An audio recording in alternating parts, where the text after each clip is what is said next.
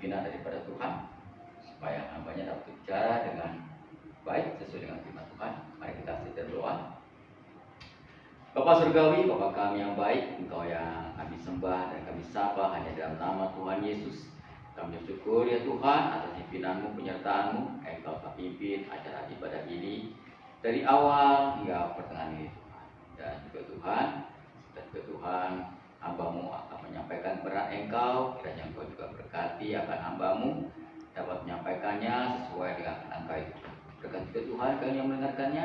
Biarlah firman Tuhan yang kami dengar pada hari ini dapat menguatkan iman percaya kami. Terima kasih.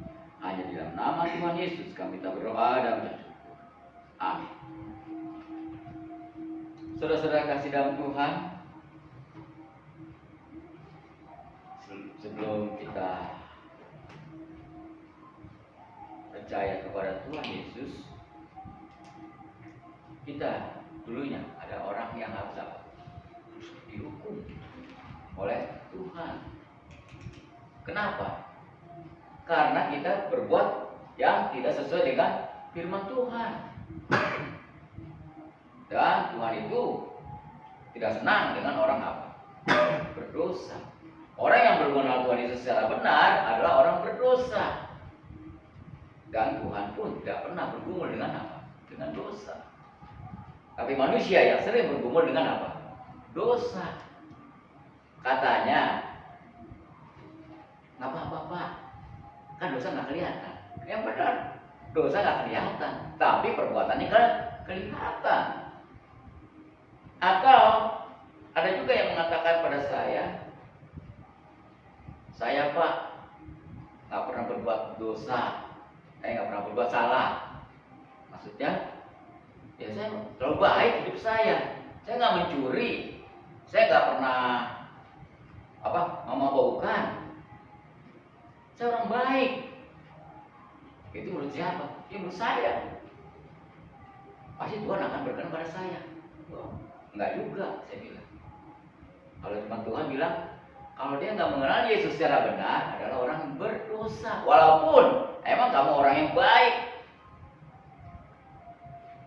Saya bisa kalau mau bekerja, saya ngurus SKCK. Nggak ada Pak catatan kriminal saya. Iya, catatan dunia nggak ada kriminalnya, tapi catatan Tuhan, kalau orang yang nggak percaya pada Tuhan harus dihukum.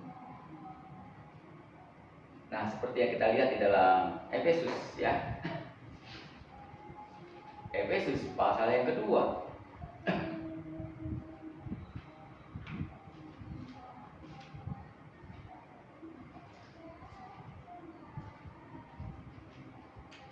Efesus pasal yang kedua, ayat pertama sampai dengan ayat 10. Kita akan baca firman Tuhan. Di sini diberikan judul semuanya adalah kasih karunia. Saya akan baca ayat yang ganjil dan jemaat pada ayat yang genap dan seterusnya sampai ayat 10 kita akan baca bersama-sama. Kita akan mulai. Kamu dahulu sudah mati karena pelanggaran dan dosa-dosamu. Kamu hidup di dalamnya karena kamu mengikuti jalan dunia ini, karena kamu mentaati penguasa kerajaan angkasa, yaitu roh yang sekarang sedang bekerja di antara orang-orang durhaka. Sebenarnya dahulu kami semua juga terhitung di antara mereka ketika kami hidup di dalam hawa nafsu daging dan menuruti kehendak daging dan pikiran kami yang jahat. Pada dasarnya kami adalah orang-orang yang harus dimurkai sama seperti mereka yang lain.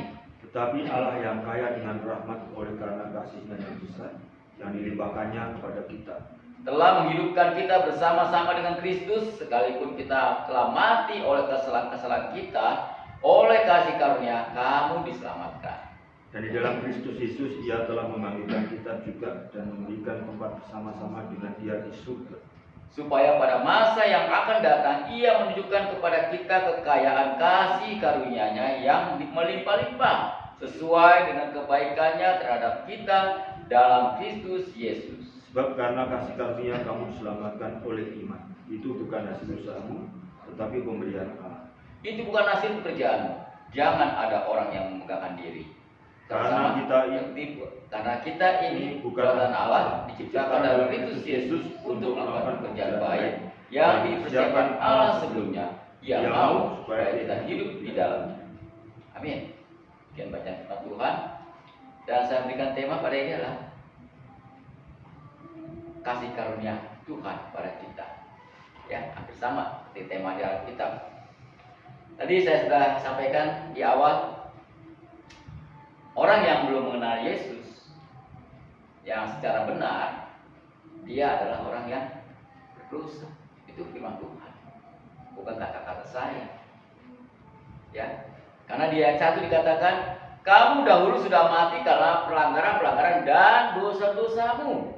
Kamu hidup di dalamnya karena kamu mengikuti jalan dunia ini, karena kamu mentaati penguasa kerajaan angkasa, yaitu roh yang sekarang sedang bekerja di antara orang-orang durhaka. Yesus kekasih Yesus dikatakan di ayat 1, kamu dahulu sudah mati karena pelanggaran dan dosa-dosa. Apa maksud daripada kamu dahulu sudah mati?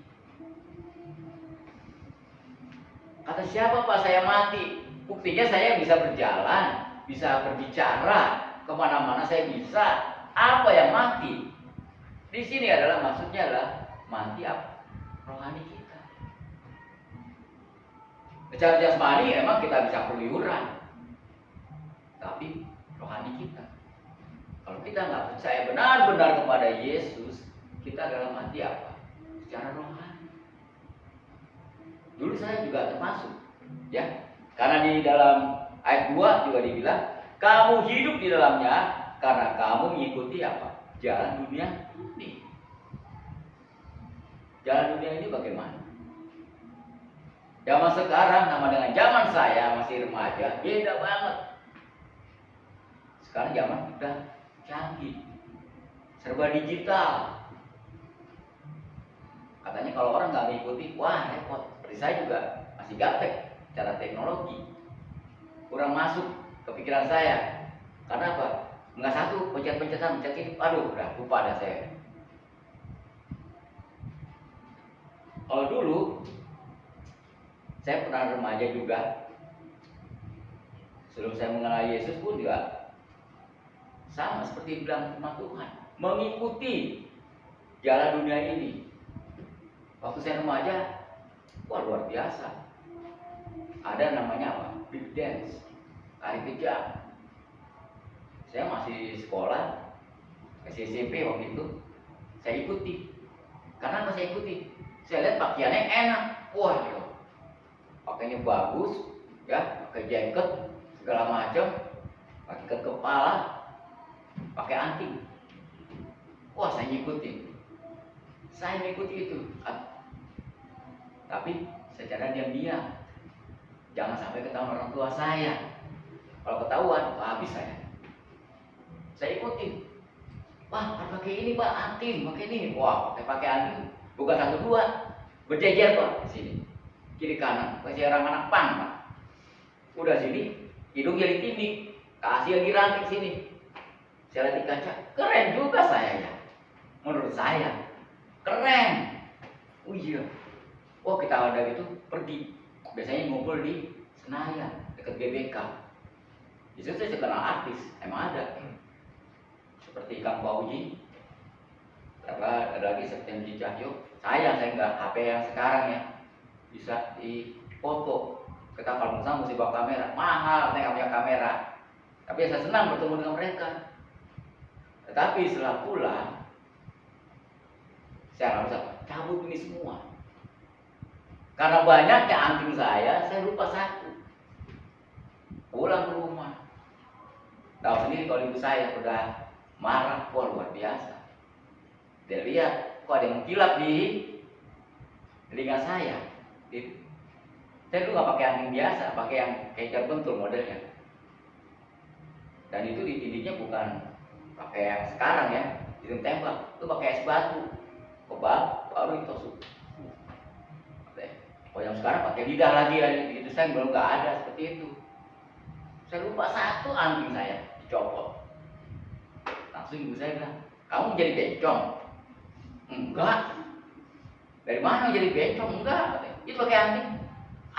Lupa satu. Habis saya ditampar. Copot. Tapi terpakai lagi. Karena apa? Mengikuti. Kata firman Tuhan benar. Kamu hidup dalamnya karena kamu mengikuti apa? Jalan dunia ini. Dunia ini enak nih lihat. Ikuti enak. Semuanya bagus. Kelihatannya. Tapi hati-hati. Bisa menjerumuskan. Namanya hidup di kota Jakarta ya. Saya juga kota Jakarta. Dalam metropolitan. Kalau kamu nggak begini, kamu bukan orang Jakarta, bukan orang metropolitan. Saya pernah ikut juga minum-minuman mabuk-mabukan pernah. Saya pernah juga ikut apa? Isep-isep ganja pernah. Saya coba semua itu, tapi nggak sampai terus. Saya ingin tahu. Mabuk pun pernah. Kebetulan memang depan saya rapo.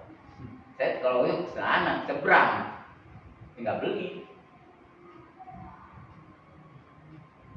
Inilah saudara kasih dalam Kristus. Kamu hidup di dalamnya karena kamu mengikuti jalan dunia ini. Karena kamu apa? Mentaati penguasa kerajaan angkasa, yaitu roh yang sekarang sedang bekerja di antara orang-orang durhaka. Kita mengikuti apa? Jangan mengikuti roh-roh penguasa. Siapa roh penguasa dunia ini? Yaitu apa? Iblis. Iblis selalu memberikan apa? Yang enak-enak, bukan yang nggak enak. Tapi bisa apa? Menjerumuskan. Seperti saya tadi kisah saya. Oh, kelihatannya enak, bagus, tapi apa? Bisa menjerumuskan. Kalau saya ikuti itu terus, wow, luar biasa. Mungkin habis tubuh saya. Tapi puji Tuhan, saya tahu firman Tuhan. Ada yang ngasih tahu firman Tuhan tentang kebenaran. Di sini dikatakan di ayat 3, sebenarnya dahulu kami semua juga terhitung di antara mereka ketika kami hidup di dalam hawa nafsu daging dan menuruti kehendak daging dan pikiran kami yang jahat. Pada dasarnya kami adalah orang-orang yang harus dimurkai sama seperti mereka yang lain. Wah. Kalau saya melihat firman Tuhan ini, wow, benar. Dimurkai Tuhan. Apa sih itu dimurkai? Dimarahi. Bisa juga dimarahi. Tuhan marah pada orang-orang apa? Yang tidak berkenan hidupnya kepada Tuhan. Katanya hidup pada Tuhan, kok hidupnya begitu aja, ngikuti dunia, kan banyak seperti itu. Hari Minggu ibadah, setelah ibadah Senin sampai Sabtu hidupnya seperti orang yang tidak mengenal Tuhan. Ada seperti itu, banyak kalau saya lihat. Kalau Minggu rajin ibadah, sama seperti saya dulu gitu. Sebelum saya kenal Tuhan juga tetap ibadah, Minggu tetap ibadah. Kewajiban sebagai orang Kristen, bukan sebagai orang Tuhan. Orang Kristen wajib hari Minggu ke gereja, tetapi Senin sampai Sabtu, wow, ikuti dunia ini. Ya, yang begitu luar biasa kalau kita ikuti. Itulah sifat iblis. Menarik perhatian. Tapi puji Tuhan, saudara kasih di Kristus. Kalau kita sudah percaya, benar-benar percaya kepada Tuhan, Tuhan pun juga senang. Apakah ketika kita bertobat, kita benar-benar percaya pada Tuhan, apakah Tuhan mengingat dosa kita? Firman Tuhan bilang, Tuhan tidak mengenal kesalahanmu. Ya, Tuhan tidak mengenal kesalahan kita. Berapa tahun yang lalu, sebelum kita mengenal Yesus, Tuhan nggak ingat ketika kita percaya kepada Tuhan. Buktinya apa? Di ayat 4 dikatakan. Buktinya apa? Bahwa Tuhan baik kepada kita ketika kita percaya pada Tuhan. Di ayat 4 dikatakan, tetapi Allah yang kaya dengan rahmat, oleh karena kasih-Nya yang besar yang dilimpahkannya kepada kita telah menghidupkan kita bersama-sama dengan Kristus. Sekalipun kita telah mati oleh kesalahan-kesalahan kita, oleh kasih karunia kamu diselamatkan. Wah, luar biasa Tuhan kita. Tapi bagaimana manusia? Ketika ada orang yang bersalah pada kita, dia minta maaf, belum tentu. Saya juga pernah berbuat salah pada bos saya. Apa bos saya memaafkan saya? Enggak. Masih ingat kesalahan kamu. Saya minta maaf Tuhan. Dia bilang, saya salah. Saya tidak salah, tetap gak dimaafkan. Tapi beda dengan Tuhan kita. Sekalipun kita orang yang dulunya tidak mengenal siapa Yesus, tapi ketika kita mulai bertobat, kita mengenal Yesus secara pribadi. Dikatakan di tempat tadi, tetapi Allah yang kaya dengan rahmat, oleh kasih-Nya yang besar yang dilimpahkannya kepada kita, telah menghidupkan kita bersama-sama dengan Kristus. Sekalipun kita telah mati oleh kesalahan-kesalahan kita, oleh kasih karunia kamu diselamatkan. Saudara kasih dengan Tuhan, ketika kita berdosa pun, sebenarnya Yesus sudah menyelamatkan kita. Benar? Di mana? Di atas kayu salib. Tapi emang dasarnya kita nggak percaya, udah, Yesus disalib, udah biasa, ya, seperti itu. Karena kita apa? Kurang mendalami akan firman Tuhan. Kalau kita tahu tentang firman Tuhan, luar biasa firman Tuhan itu. Saya pun nggak tahu setelah saya percaya pada Tuhan Yesus, Tuhan percayakan saya apa? Melayani. Gak ada pikiran saya untuk melayani sekolah minggu, gak ada. Saya harus melayani pondok aren dulu, saya gak pernah pikiran seperti itu. Itu terjadi ketika kita bertobat. Disuruh sama sekarang pendeta Yakub, pasanglah gantiin saya mau ke sekolah ke Jogja. Kamu melayaninya, bantu saya, gantiin saya di pondok aren. Saya melayani apa? Saya belum tahu apa-apa. Belajar.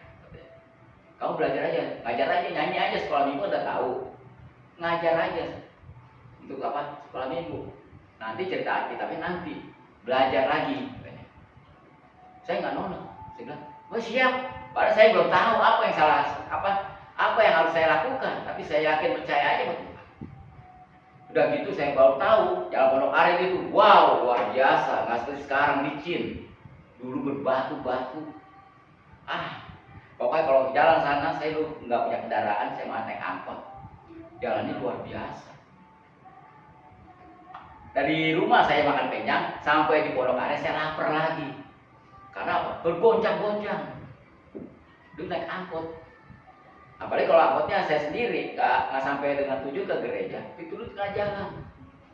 Mau nyambung lagi duitnya pas-pasan, karena dulu di Salud tidak ada namanya kasih apa? Uang, gak ada. Mau melayani Tuhan, hanya kasih transport. Aduh, bagaimana saya ngitung-ngitung ini pas-pasan buat transport? Ya udah, saya lakukan aja, saya jalanin aja. Puji Tuhan, sampai saat ini saya bisa melayani Tuhan. Itu bukan karena kehebatan kita, enggak. Karena Tuhan telah mengasihi kita. Apa sih yang kita bisa lakukan untuk Tuhan? Pengorbanan saya melayani Tuhan, apapun yang terjadi, apa yang ada di jalan, banyak tangan, halangan apapun, itu tidak membuat Tuhan senang. Belum bisa. Pengorbanan itu tidak bisa dibandingkan apa yang saya layani sekarang. Dibandingkan Tuhan Yesus mencurahkan darahnya, mengampuni dosa. Belum sebanding apa yang saya layani itu Tuhan, belum. Pengorbanan Yesus yang sangat luar biasa. Apa yang kita bisa berikan pada Tuhan? Setelah kita percaya pada Tuhan. Ingat saudara Tuhan. Tuhan tidak pernah melihat kesalahan kita sebelum kita mengenal Tuhan. sampai saat kita mengenal Yesus secara benar, Tuhan tidak pernah ingat-ingat lagi itu kesalahan kita. Karena dikatakan tadi apa di ayat 4, tetapi Allah yang kaya dengan rahmat oleh karena kasih-Nya yang besar yang dilimpahkannya kepada kita, telah menghidupkan kita bersama-sama dengan Kristus, sekalipun kita telah mati oleh apa? Kesalahan-kesalahan kita. Oleh kasih karunia kamu diselamatkan. Kita selamat karena kasih karunia, benar? Kita selamat karena kasih karunia, bukan karena kehebatan kita, bukan karena pelayanan kita besar, karena pelayanan saya banyak, saya sibuk dengan pelayanan. No, nggak seperti itu. Kita selamat karena apa? Kasih karunia.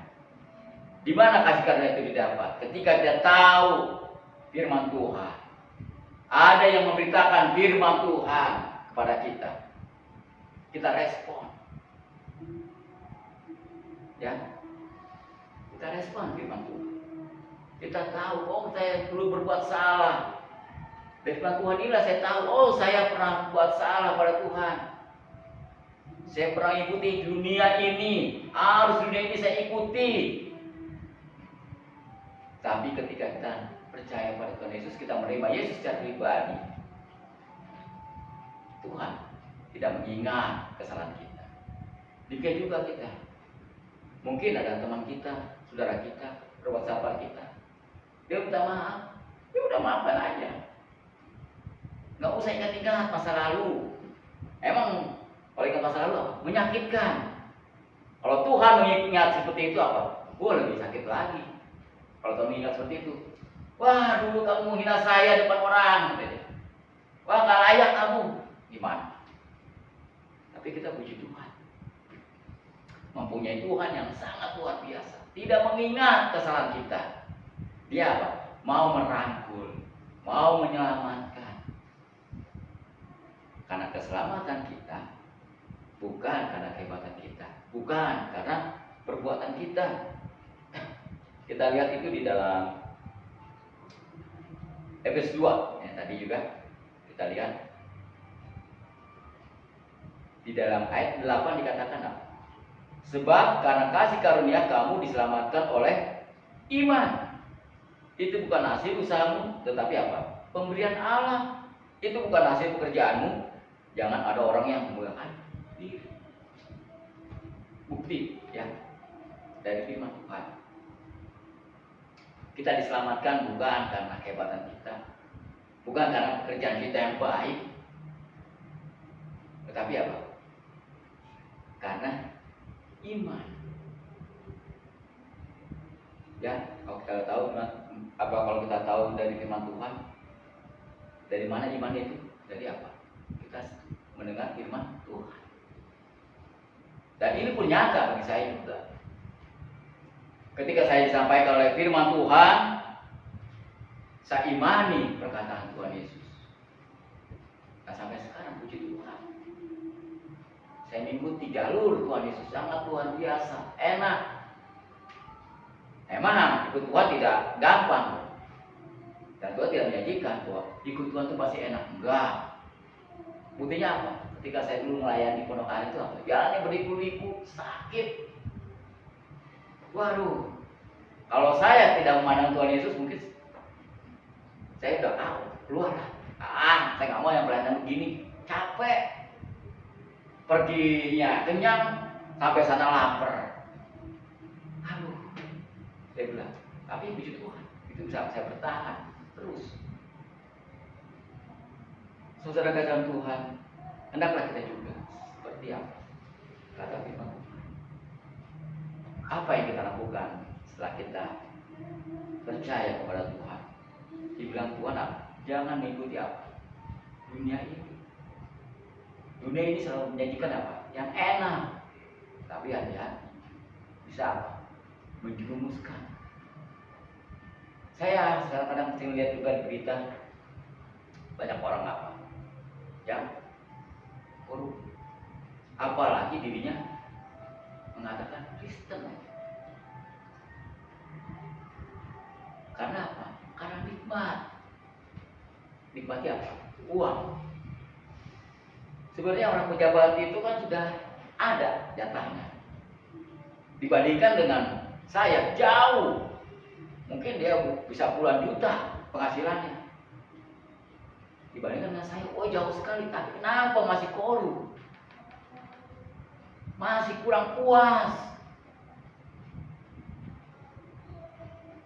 Beda loh dengan hasil yang apa ya? Yang kecil, biasa-biasa aja. Kenapa? Karena dia mengikuti apa? Dunia ini. Wah, kalau saya jalan-jalan ke sana, enak kali ya. Kalau jalan ke sini naik pesawat pribadi, enak kali ya. Tapi kalau saya nggak cukup, mulai mungkin ada pikiran jahat. Oh, saya buat ini aja nih. Mungkin hitung-hitungannya beda-bedain supaya saya dapat pergi apa? Menikmati. Emang sih menikmati dunia ini, tapi akhirnya ketahuan uangnya bukan uang pribadi. Kalau uang pribadi saya bilang nggak masalah, tapi uang negara dipakai untuk mencari kesenangan, terjerumus akhirnya. Ini sesuai dengan Tuhan. Tema pada hari ini yang mengajak pada kita hidup adalah karena kasih karunia. Kita hidup sampai sekarang ini ada berkat kasih karunia Allah. Jangan sia-siakan kasih karunia Tuhan. Tuhan telah menyelamatkan kita, menebus kita. Bukan dengan apa? Dengan harta. Ya. Tapi dengan apa? Pengorbanan Yesus. Dengan pengorbanan Yesus lah kita diselamatkan. Darahnya dikorbankan. Nyawa Yesus dikorbankan untuk apa? Untuk kita. Apa yang harus kita perbuat selama di dunia ini? Menyenangkan hati Tuhan, menyenangkan hati Tuhan, atau menyenangkan hati dunia? Hati-hati. Banyak orang berkorban untuk apa? Dunia. Tapi untuk Tuhan, tar dulu deh. Jangan. Kalau kita sudah selamat untuk Tuhan, kita berkorban untuk Tuhan. Karena apa? Karena Tuhan telah berkorban untuk kita. Dibilang tadi di ayat 8, dikatakan, kita kembali lagi ke ayat 8. Sebab karena kasih karunia kamu diselamatkan oleh iman. Itu bukan hasil usahamu, tetapi pemberian Allah. Itu bukan hasil pekerjaanmu. Jangan ada orang yang membanggakan diri. Kita selamat bukan karena kekuatan kita, tetapi karena kasih karunia Tuhan. Kamu diselamatkan karena apa? Karena iman kita pada Tuhan Yesus. Jangan iman kepada yang lain. Iman hanya kepada Tuhan Yesus. Kalau iman kepada yang lain, habislah kita. Kita banyak contoh, ya. Mau saya jauh-jauh, lingkungan kita pun ada seperti itu. Katanya iman, tapi itu mana? Kita nggak usah lihat orang lain. Di rumah kita aja ada seperti itu. Iman, katanya. Saya ingat mereka waktu mereka masih kecil, sekolah minggu saya mengajar. Saya bersyukur keluarga ini baik. Tapi setelah nggak ada orang tuanya, sebenarnya saya kecewa juga. Sebenarnya saya tahu keluarga itu. Saya pernah melayani keluarga itu waktu masih tinggal di Ceper. Saya kok bisa begini? Saya malah nangis sebenarnya. Kenapa bisa begini? Itu saya, bagaimana dengan Tuhan? Pasti muka banget saya bilang. Pasti. Saya cuma manusia biasa, nangis loh. Kok bisa seperti ini? Anak-anaknya dari kecil saya tahu, saya pernah didik, saya pernah ngajar sekolah minggu. Setelah dewasa, mencari kesenangan, ya, mencari cara pikirannya sendiri. Biarlah firman Tuhan ini yang kita dengar pada hari ini, biarlah ini menjadi kekuatan kita, ya, menjadi ingat bahwa kita diselamatkan bukan karena pekerjaan kita, bukan karena kekuatan kita, tapi karena kasih karunia. Pakailah kasih karunia Tuhan kepada kita. Kasih karunia Tuhan yang kita miliki, kita pergunakan dengan apa? Dengan baik. Baik tawaran dunia ini. Kalau kamu ikut saya, tinggalkan Tuhan. Jadi mana? Hati-hati. Ya, yang masih mau lihat untuk pekerjaan, iya hati-hati. Ya, bagi sekarang anak muda banyak sekali apa? Jatuh karena apa? Ada melihat yang salah. Emang datanya enak, bagus, tapi apa? Menjerumuskan. Hati-hati.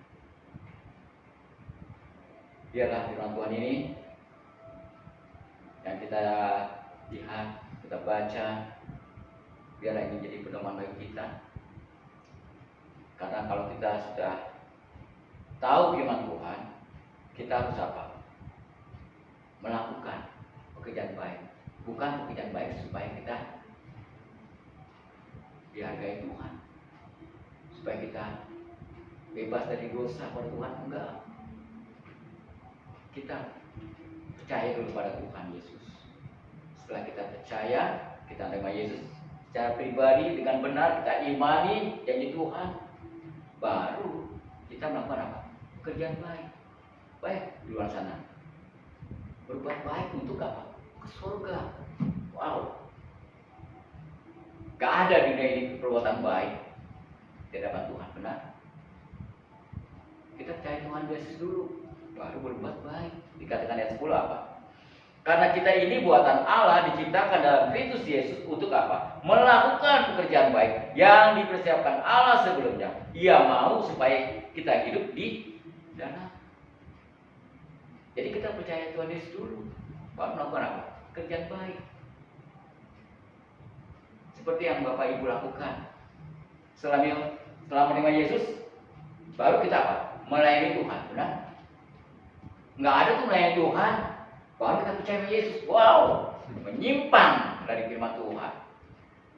Percaya dulu pada Tuhan Yesus, baru apa? Melakukan apa yang diperintahkan oleh Tuhan. Saya menjadi guru sekolah minggu bukan saya diperintahkan, bukan kemauan saya, enggak. Karena saya taat perintah Tuhan. Banyak loh pekerjaan Tuhan. Oh, banyak loh gereja yang masih membutuhkan ladang-ladang Tuhan. Dan saya ikut di situ. Makanya Pak Sisikus kalau tanya pada saya, Pak, siap jadi panitia ini? Siap. Padahal saya belum tahu apa yang saya lakukan. Benar, Pak? Saya belum tahu apa yang saya lakukan, tapi saya siap. Karena saya lihat Tuhan, bukan lihat manusia. Karena saya mandang pada Tuhan. Karena ini pelayanan Tuhan. Kalau ini untuk kesalahan pasti itu saya nggak mau. Karena saya melihat ini kerja Tuhan. Untuk sama-sama yuk kita mau merangkul dengan saudara seiman. Saya siap. Dan nanti pun saya di sini jangan bubar panitia yang dibentuk. Nanti akan ada lagi. Wah, saya siap. Tapi yang sesuai dengan kemampuan saya bilang. Saya siap, saya bantu. Semua ini untuk Tuhan. Lakukan pekerjaan. Ini baru pekerjaan baik setelah kita percaya pada Tuhan. Kalau kita melakukan ini sebelum kita mengenal Tuhan Yesus pada benar, Tuhan itu nggak berkenan. Bisa salah, benar Pak? Bisa salah kalau kita tidak melakukan ini sebelum kita mengenal Tuhan. Oh, hancur. Jadi apa? Masing-masing punya egonya. Coba kalau kita sehati, sudah dalam Tuhan, kita melakukan pekerjaan Tuhan ini bersama-sama, pasti apa? Timbul sehati. Tidak ada timbul apa? Ego. Oh, ini menurut saya ini, menurut saya ini. Wah, hancur. Tujuannya pasti hancur. Sama juga apa? Melayani di gereja. Kalau melayani di gereja, orang itu belum mengenal Tuhan, hancur. Benar juga Pak Yesus bilang, nggak bisa orang belum mengenal Yesus secara benar, mau melayani di sini, wow nggak bisa, yang benar akan hancur nanti, bisa dibawa kita kemana nggak tahu. Tapi kalau udah benar-benar percaya pada Tuhan Yesus, mengikuti aturan Tuhan Yesus di Alkitab dia. Apalagi saudara sama-sama dengan saudara di GBI kita, udah tahu firman Tuhan. Wah, kalau ada undangan dari sana, sini, oke. Karena kan ajarannya sama. Pelajarannya beda, habis. Iya, kalau orang yang sudah percaya, kuat imannya. Kalau yang belum percaya, kuat imannya bagaimana? Hancur. Makanya saudara kalian Tuhan, pentingnya kita baca apa? Firman Tuhan. Karena firman Tuhan ini menguatkan, menegur. Sekarang udah zaman canggih, kemana-mana nggak perlu bawa kitab yang tebal, ya. Seperti saya dulu remaja mesti bawa kitab, buku. Sekarang udah ada di HP, udah digital. Apa yang kita pelajari? Semuanya ada. Tergantung kita melihatnya yang baik atau yang tidak baik, semuanya ada di sini. Tergantung kita. Itu pilihan. Saya tidak bisa memaksa saudara harus baca firman Tuhan ini karena dia ada di kitabnya di sini. Gak bisa memaksa. Itu hak saudara. Saya hanya apa? Menyampaikan. Seperti Tuhan Yesus juga begitu kan. Tuhan Yesus mati di kayu salib menebus dosa kita bagi mereka yang percaya, bukan semua orang Kristen. Enggak. Semua orang yang percaya. Kalau percaya pada Tuhan Yesus pasti diselamatkan. Yang nggak percaya nggak diselamatkan. Begitu. Sama juga saya melanjutkan. Di sini semuanya ada. Apa yang saudara mau? Tinggal pilihan. Pilihan yang baik atau tidak baik. Kalau yang baik ya pasti firman Tuhan. Nggak ada ajaran yang nggak benar dari firman Tuhan. Semuanya baik, semuanya benar. Ini dari saudara dalam Tuhan, firman Tuhan pada hari ini.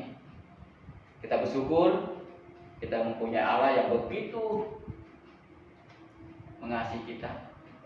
Dia mau mengorbankan nyawanya menjadi tebusan bagi kita, bagi orang yang percaya, bukan orang Kristen.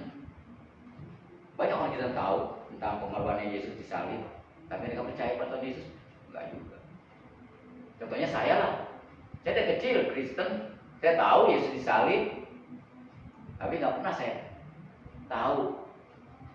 Belum pernah saya menerima Yesus dari barisan yang kedua. Ketika saya mendengar Injil disampaikan oleh orang, baru itu berubah. Tapi nggak instan, saya pelan-pelan baru saya percaya. Benar nggak sih? Benar nggak sih? Ini dengan Tuhan. Tuhan telah mengaruniakan kita keselamatan. Gunakanlah keselamatan itu dengan baik. Bukan karena kita selamat, wah kita sombong, kita berbuat semaunya kita, jangan. Ikutilah aturan Tuhan. Kita bersyukur di tempat ini kita sudah percaya pada Tuhan Yesus. Itu bukan karena kehebatan kita, tadi kita telah baca, bukan karena pekerjaan kita, kekuatan kita, tetapi karena apa? Pemberian Tuhan. Tuhan sedang memberikan yang terbaik buat kita. Tuhan telah menyelamatkan kita. Apa yang kita perbuat? Apa yang kita lakukan untuk Tuhan? Kalau Tuhan bilang, ayo melayani Tuhan, ayo aja. Gak usah pikirkan, entar saya lagi buat ini, entar saya mau ini dulu. Tuhan aja menyelamatkan kita, nggak pakai entar. Nah, hari ini kamu percaya pada Yesus, hari ini juga selamat. Nah, nggak ada bilang, ya caranya tahun depan aja kamu selamat. Nggak ada. Maka sesuai dengan Tuhan. Kalau kita mau hidup untuk Tuhan, pakailah hidup kita juga untuk Tuhan. Memakai hidup Tuhan bukan hanya di gereja, dimanapun kita berada, tempat kerjaan kita, jadilah contoh teladan bahwa kita anak Tuhan, menjadi terang. Mungkin ada juga teman kita ngajak kita berbuat yang tidak baik. Udah tahu itu tidak baik, jangan diikuti. Nolak. Jangan diikuti yang tidak baik. Karena Tuhan. Tuhan kasih apa? Kita udah selamat, dikasih kemerdekaan, bebasan. Tapi jangan menyalahkan apa? Kemerdekaan itu. Jangan tentang selamat, tapi kita hidup berbuat dosa juga. Jangan. Inilah sudah kita Tuhan, firman Tuhan pada hari ini yang mengajar pada kita supaya kasih karunia Tuhan telah menyelamatkan kita. Apa sih yang kita perbuat untuk Tuhan? Itu pecahan bagi kita. Kalau kita mau menyangkali Tuhan, hiduplah sesuai dengan firman Tuhan. Bukan hidup kemauan saya. Ya, bukan hidup kemauan saya, tapi kemauan Tuhan. Kalau kita mengikuti kemauan kita, wow, tidak pernah puas. Benar? Seperti tadi saya ceritakan, orang yang gaji besar aja masih kurang puas. Bikin ini, bikin itu.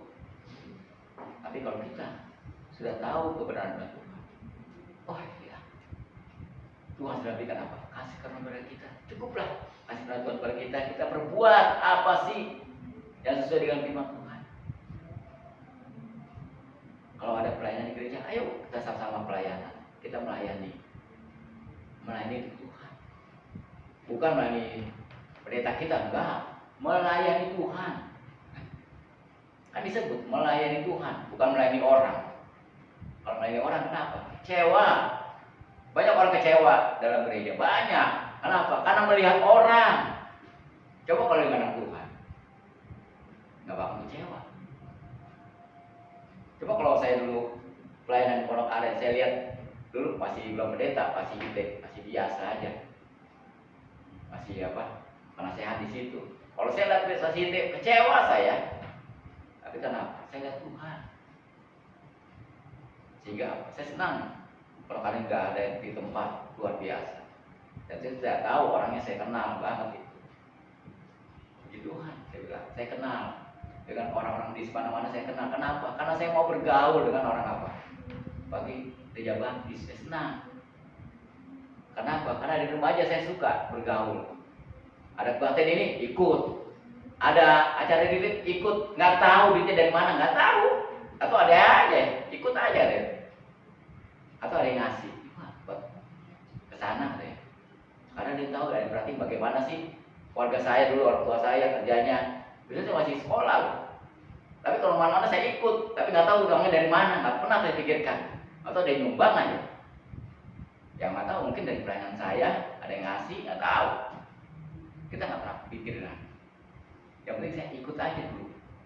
Orang masih sekitar Jabodetabek, nggak jauh. Kalau jauh baru saya, berat. Di ongkosnya masih Jabodetabek dulu. Setiap tahun sekali saya selalu ikut tuh. Kalau liburan sekolah, ada retreat remaja, gabungan Jabodetabek. Wah selalu ikut. Ini kan juga tempat ini. Walaupun kita kecil, kelihatannya menurut pandangan dunia. Tapi kalau kita kompak, kita sehati, itu aja luar biasa. Jangan lihat, ya, jangan ada tempat. Emang sih kata orang, tempat kecil, berapa orang sih? Saya nggak pernah lihat tempat, nggak pernah lihat orangnya. Kalau ke gereja, kalau kita melihat orang, kecewa kan saya bilang harus kecewa. Lihat Tuhan. Kalau saya dulu juga begitu, kalau Pondok Aren itu kecil, berapa orang sih? Mungkin kalau selama minggu banyak, anak-anak kecil dulu. Tapi dewasa berapa? Paling banyak 10, kadang bisa 8, 5. Kalau saya lihat itu, kecewa. Cuma dikit, kalau dibandingkan gereja saya dulu, besar. Udah besar, banyak orangnya lagi. Tapi kenapa saya mau tinggalkan itu? Karena saya tinggal dididik oleh firman Tuhan. Di sini saya tahu firman Tuhan, saya dididik, saya belajar. Karena saya mau nggak belajar firman Tuhan? Mau, gitu enak. Saya nggak pernah nolak. Tuhan itu masih remaja, masih enak-enak aja lah mau yang dilihat. Tapi dia ajak belajar firman Tuhan, ayo aja saya bilang, ayo, bikin Tuhan tempat ini. Kalau ada yang ngajak firman Tuhan, ayo saya siap. Jangan bentar. Kenapa? Karena firman Tuhan ini apa? Sebagai pusat, ya, sebagai monitor kita. Kalau kita berbuat yang gak baik, oh iya, kata Tuhan jangan begini. Inilah pentingnya saudara kasih Tuhan. Kalau kita mau belajar tentang Tuhan, kita tahu tentang apa? Hal kebenaran. Sisi juga walaupun kadang-kadang sedikit, remajanya sedikit, tapi kita apa? Jadi orang yang apa? Luar biasa. Kenapa? Mutunya, imannya. Biarlah iman kita pun tidak goncang oleh arus dunia ini. Ya, dunia ini makin lama makin gencar. Tapi kalau kita iman kita tetap pada Tuhan, kita teguh pada firman Tuhan, kita nggak bakal bisa diombang-ambingkan. Maka dari itu saudara kasih dalam Tuhan, firman ini harus apa? Berakar. Akar kita harus kuat. Akar kita apa? Iman. Kan itu kata Tuhan. Tuhan apa? Menghargai iman. Itulah akar kita, iman kita. Seperti kita lihat apa? Kalau pohon akarnya makin ke dalam, makin kuat, digoyang bagaimanapun angin kencang kita apa? Nggak goyang, nggak runtuh. Karena apa? Akarnya kuat. Bukan juga seperti itu. Kita seperti pohon yang kuat. Banyak ajaran macam-macam sekarang ini. Banyak menjanjikan apa-apa. Ada juga yang gereja menjanjikan macam-macam. Oh, kalau gereja saya pasti senang begini-begini itu pasti. Kita nggak lihat itu, kita lihat apa? Firman Tuhan. Sesuai nggak firman Tuhan? Bukannya yang gembira-gembira, loncat-loncat. Emang sih bergembira. Tapi bagaimana? Yang gembira bagaimana? Emang sukacita benar, dan Tuhan harus sukacita. Tapi sukacita yang bagaimana? Jangan sukacita kita sama seperti orang apa? Dunia. Harus beda. Baiklah saudara dalam Tuhan, inilah firman Tuhan pada hari ini.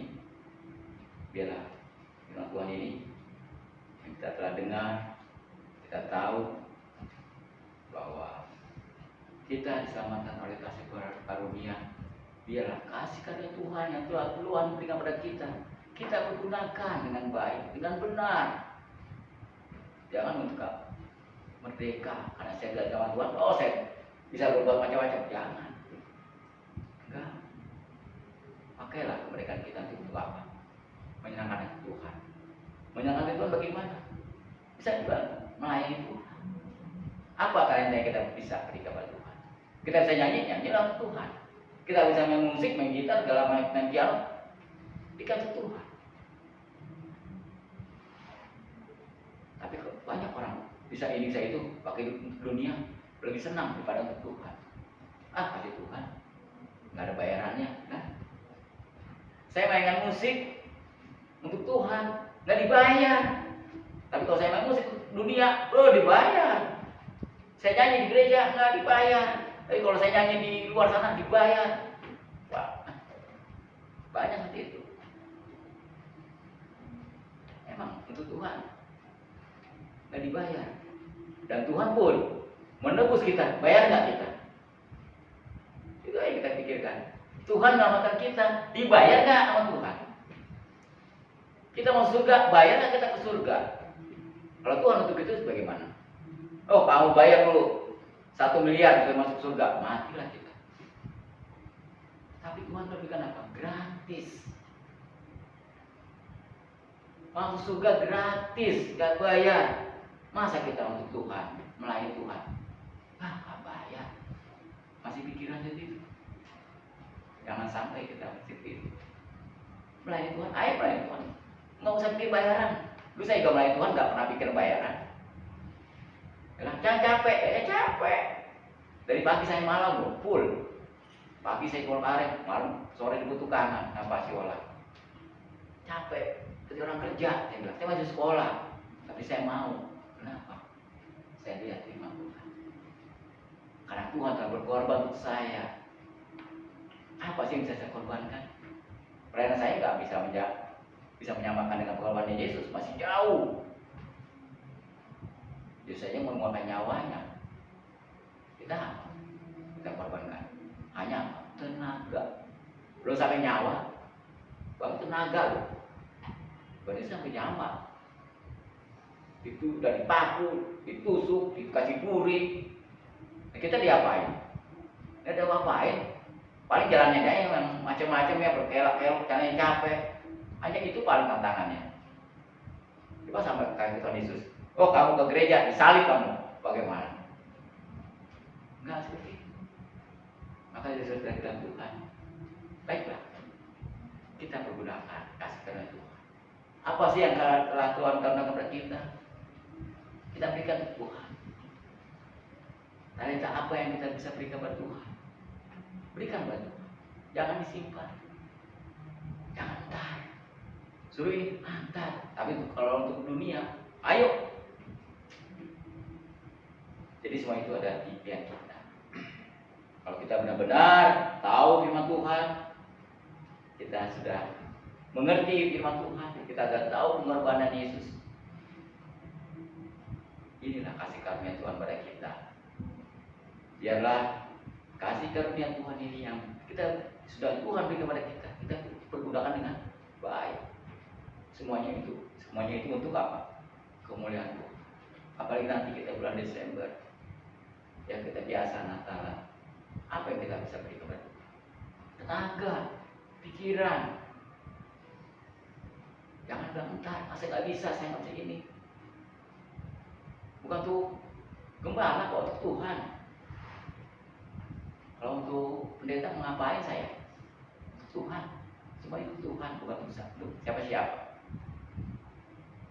Baik saudara dengan Tuhan, biarlah dan Tuhan yang kita dengar pada hari ini dapat menguatkan iman dan percaya kita, supaya kehidupan kita pun hari lepas hari, dimanapun kita berada nanti, Senin sampai Sabtu, kita nggak tahu apa yang terjadi, tapi kita yakin dan percaya bahwa Tuhan selalu menolong kita, dan Tuhan selalu apa? Mengaruniakan pada kita. Pergunakanlah kasih karunia Tuhan yang telah Tuhan berikan kepada kita. Amin. Mari kita berdoa. Bapa surgawi, Bapa kami yang baik, kami bersyukur ya Tuhan, pada hari ini kami telah belajar mengenai firman Tuhan. Kami bersyukur mempunyai Allah seperti Engkau. Engkau rela mati di kayu salib untuk menebus dosa kami. Itulah kasih karunia-Mu yang besar bagi kami Tuhan. Biarlah kasih karunia-Mu Tuhan yang begitu besar buat kami. Biarlah itu pun dapat kami pergunakan ya Tuhan untuk menyenangkan hati Engkau Tuhan. Ampuni Tuhan, mungkin dalam minggu yang lalu kami kurang menyenangkan hati Engkau, tetapi mulai ini kami telah mendengar firman-Mu, kami percaya, kami imani akan janji-Mu Tuhan. Engkau selalu berserta dengan kami. Terima kasih Tuhan Yesus. Inilah acara kami selanjutnya, kami serahkan ke dalam tangan kasih-Mu saja. Di dalam nama Tuhan Yesus kami berdoa dan